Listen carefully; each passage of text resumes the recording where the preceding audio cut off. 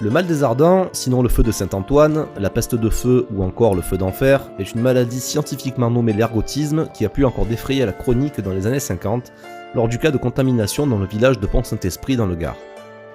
Pour les curieux, je vous invite à vous pencher sur cette affaire assez folle, sur fond de complot et de CIA, les témoignages sont assez déroutants et c'est plutôt amusant.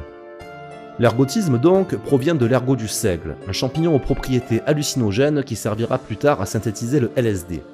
Qui pousse sur l'épi du seigle donc, seigle qui sert à faire du pain de seigle. Consommé innocemment par les habitants de Saint-Antoine, ne faisant pas le lien entre la cause et ses effets, ils suivent donc la logique divine et ses foudres, comme dans de nombreux autres villages à cette époque. Dans le cas de Malardin, faut donc imaginer tout le village défoncé au LSD, en ajoutant les contraintes qui vont avec l'ergot du seigle, plus brut et moins cuisiné donc, à savoir les spasmes, les convulsions, les vomissements, la sensation de feu dans le ventre, voire la gangrène pour les plus chanceux.